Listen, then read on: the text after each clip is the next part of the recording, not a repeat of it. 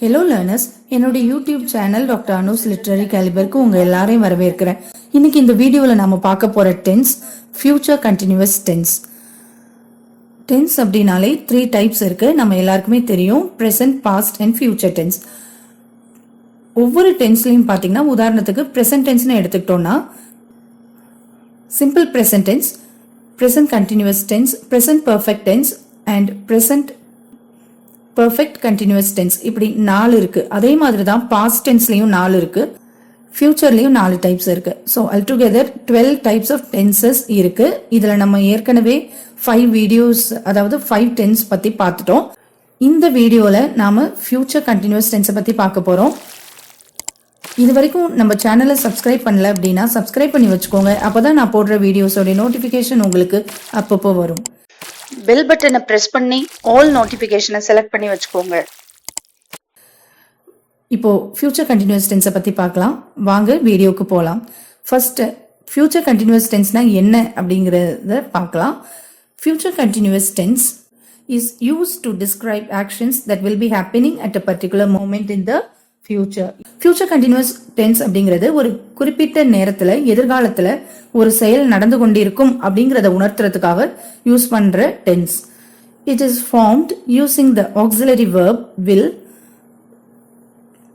plus be followed by the present participle, that is the base form of the verb plus ing. Future continuous tense எப்படி form பண்ணோம் அப்படின்னா, will be அப்படிங்கிற auxiliary verb ஓட present participle சேர்ந்து வரும். present participle அப்படின்னா என்னன்னா, ஒரு verb உடைய base form, அதாவது root form plus ing. for example, go அப்படின்னு இருந்ததுன்னா go plus ing சேர்ந்ததுன்னா going, இதுதான் present participle. இப்போ ரைட் அப்படின்னா ரைட்டிங், அதுதான் ப்ரெசன்ட் பார்ட்டிசிபிள். அப்போ உங்களுக்கு ஃபியூச்சர் கண்டினியூஸ் டென்ஸ் எப்படி வரும்னா, இப்போ எக்ஸாம்பிளுக்கு கோ அப்படின்னு இருந்ததுன்னா வில் பி கோயிங், அந்த மாதிரி வரும். இப்போ ஃபியூச்சர் கண்டினியூஸ் டென்ஸோடைய மேஜர் யூசஸ் பத்தி பார்க்கலாம். To indicate that an action will be in progress at a specific time in the future. எதிர்காலத்துல ஒரு செயல் நடந்து கொண்டிருக்கும் அப்படின்னு உணர்த்துறதுக்காக நம்ம ஃபியூச்சர் கண்டினியூஸ் டென்ஸ் யூஸ் பண்ணுவோம். To show that a future action will happen as a matter of course. எதிர்காலத்துல ஒரு செயல் நடக்கும் அப்படிங்கறத உணர்த்துறதுக்காகவும் to predict or guess what might be happening at a present moment in the future. எதிர்காலத்துல அந்த நேரத்துல ஒரு செயல் நடந்து கொண்டிருக்கும் அப்படின்னு கெஸ் பண்ணும்போதும் இந்த ஃபியூச்சர் கண்டினியூஸ் டென்ஸ் யூஸ் பண்ணுவோம். நம்ம ஏற்கனவே மற்ற டென்ஸ்ல பார்த்த மாதிரி இந்த டென்ஸுக்கும் அஃபர்மேட்டிவ் சென்டென்ஸ் எப்படி நம்ம ஃபார்ம் பண்ணணும், அதாவது பாசிட்டிவ் சென்டென்ஸ் எப்படி ஃபார்ம் பண்ணணும், நெகட்டிவ் சென்டென்ஸ் எப்படி ஃபார்ம் பண்ணணும், இன்டரோகேட்டிவ் சென்டென்ஸ் அதாவது குவெஸ்டின் டைப் சென்டென்ஸ் எப்படி ஃபார்ம் பண்ணணும், அதனோட ஸ்ட்ரக்சர் என்ன அப்படிங்கறத எக்ஸாம்பிள்ஸோட விளக்கமா பார்க்கலாம். வாங்க இப்போ நம்ம அஃபர்மேட்டிவ் சென்டென்ஸை பத்தி பார்க்கலாம். அஃபர்மேட்டிவ் சென்டென்ஸோட ஸ்ட்ரக்சர் எப்படி வரும்னு பார்த்தீங்கன்னா, சப்ஜெக்ட், அதனோட வில் பி, அதோட base form of the verb plus ing. For example, I will be working on my project at 10 a.m. tomorrow. He or she will be studying for his exams all night. We அல்லது you அல்லது they will be having dinner with friends at 8 p.m. She will be traveling to Paris next week. We அல்லது you அல்லது they ஓட சேர்ந்து will be playing football in the park this evening. So நம்ம ஏற்கனவே பார்த்த மாதிரி will be யோட சேர்ந்து அந்த ரூட் ஃபார்ம், ஃபார் எக்ஸாம்பிள் இங்க play அப்படின்னு எடுத்துட்டோம்னா அதோட ing சேர்ந்து வந்திருக்கு. இப்போ நம்ம நெகட்டிவ் சென்டென்ஸை பத்தி பார்க்கலாம். நெகட்டிவ் சென்டென்ஸ் எப்படி ஃபார்ம் பண்ணணும்னு பாத்தீங்கன்னா, subject plus will not be அல்லது won't be கூட நம்ம யூஸ் பண்ணலாம். அதோட சேர்ந்து base form of the verb. Base ஃபார்ம்னா நான் மறுபடியும் சொல்றேன், இப்போ ஒரு வெர்ப் ரைட்னு இருந்தது அப்படின்னா ரைட், அந்த பேஸ் ஃபார்ம் தான் நம்ம ரைட்னு சொல்லுவோம். அதோட சேர்த்து ing வரணும். இதுதான் நெகட்டிவ் சென்டென்ஸ். ஃபார் எக்ஸாம்பிள் இப்போ பாத்தீங்கன்னா, இன்னொரு விஷயம், எந்த ப்ரோனவுனா இருந்தாலுமே, அதாவது 7 ப்ரோனவுன் இருக்கு இல்லையா, I, we, you, he, she, it, they, இது எல்லாத்துக்குமே இதே ஸ்ட்ரக்சர் தான். இப்போ பாத்தீங்கன்னா ஏதாவது ஒரு ப்ரோனவுன் நீங்க எடுத்துக்கலாம். won't be watching TV when you call. I will not be driving to the office tomorrow. நான் நாளைக்கு ஆபீஸ்க்கு டிரைவ் பண்ணிட்டு இருக்க மாட்டேன். I won't be staying at the hotel this weekend. இந்த வார இறுதியில நான் ஹோட்டல்ல ஸ்டே பண்ணிட்டு இருக்க மாட்டேன். ஐ won't be going to the beach if it rains. மழை பெய்தால் நான் பீச்சுக்கு போய் கொண்டிருக்க மாட்டேன். I will not be attending the meeting this afternoon. இன்னைக்கு மதியம் நான் மீட்டிங் அட்டென்ட் பண்ணி கொண்டு இருக்க மாட்டேன். நெக்ஸ்ட் நாம இன்டரோகேட்டிவ் சென்டென்ஸ் அதாவது கொஸ்டின் டைப் சென்டென்ஸ் பார்க்கலாம்.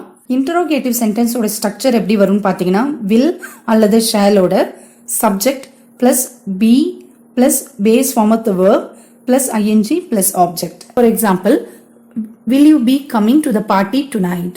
will she be working late tomorrow? இப்போ இங்க பாத்தீங்கன்னா ஃபர்ஸ்ட் will அல்லது shall வந்திருக்கு.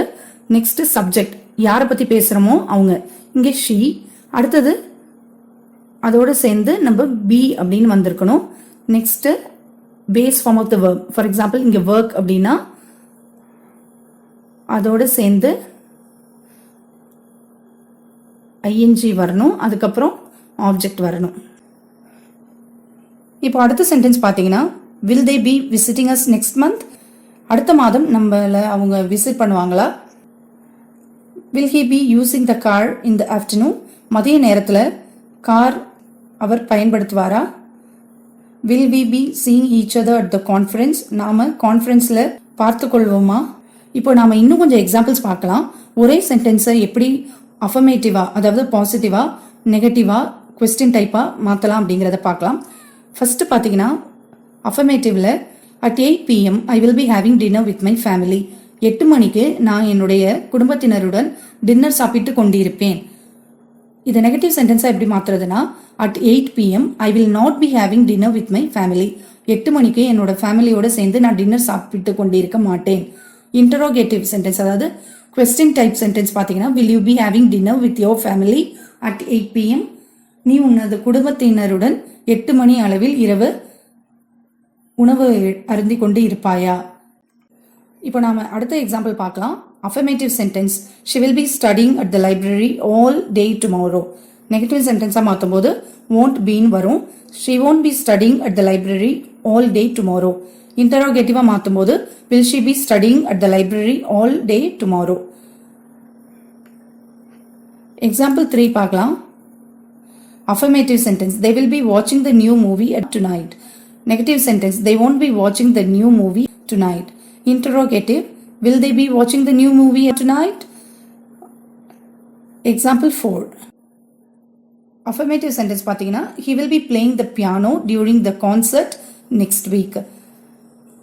அவர் அடுத்த வாரம் கச்சேரியில் பியானோ இசைக்கருவியை வாசித்து கொண்டிருப்பார்.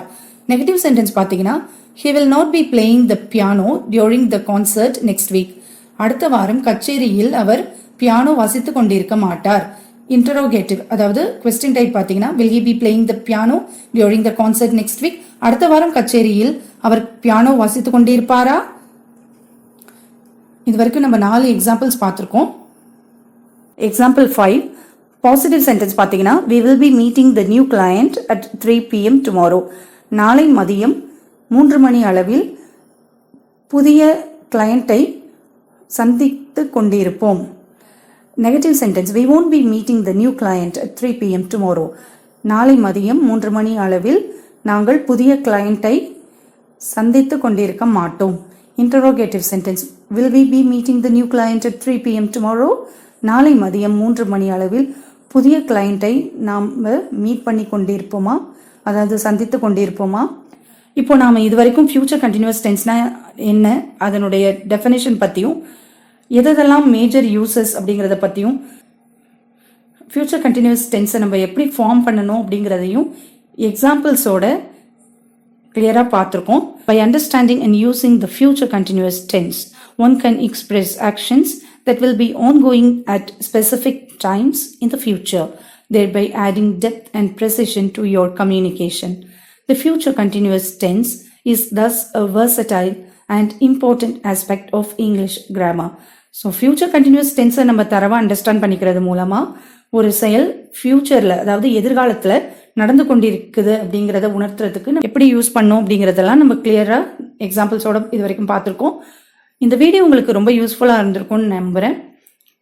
இந்த வீடியோ பிடிச்சிருந்துச்சுன்னா லைக் பண்ணுங்க, ஃப்ரெண்ட்ஸோட ஷேர் பண்ணிக்கோங்க, சப்ஸ்கிரைப் பண்ணி வச்சுக்கோங்க என்னுடைய சேனலை. அப்போ தான் நான் போடுற வீடியோஸோடைய நோட்டிஃபிகேஷன் உங்களுக்கு இமீடியட்டாக வரும். நாம் அடுத்த வீடியோவில் நெக்ஸ்ட் டென்ஸான ப்ரெசன்ட் பர்ஃபெக்ட் டென்ஸை பற்றி டீட்டெயில்டாக பார்க்கலாம். Until then, happy learning.